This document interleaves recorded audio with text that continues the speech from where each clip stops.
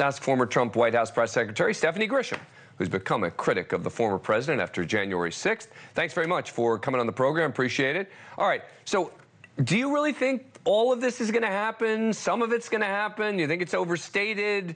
Give us a reality check here.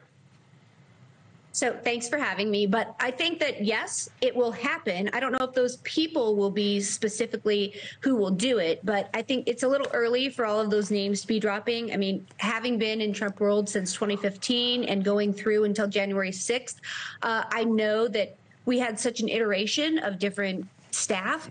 So it could be different people that get named, but yes, I think that the theme will be the same, that yes, it will be about revenge, retribution, getting rid of anybody who wants to, say anything bad about the president, if he is in fact the president. But I think more importantly, the people in power will not necessarily have security clearances or the qualifications to be in the White House, which that was something, at least when we went in 2016, you had to go through vetting. I think that now the former president knows where his weaknesses were, and he will just override anything that could possibly be a roadblock for him. But do you actually believe that they would try and prosecute, like, members of the media for saying stuff that they didn't like?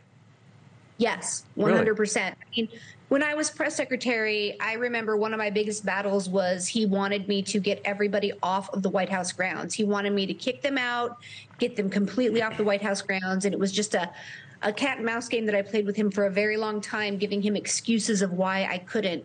Absolutely, I think that that's something that he will do.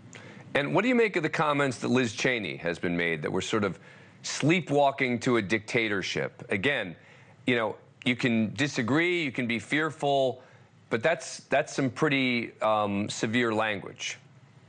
No, I agree. It is severe language, but it's also something that I wrote in my book 2 years ago. I think that it's absolutely something that will happen. He has said over and over again what he will do. He just said it this week that he will, be a dictator on just day one, which I think that rule will be like, I can be a dictator for the rest of my presidency. And yes, everybody says that maybe he's joking. Right. I know the man so well.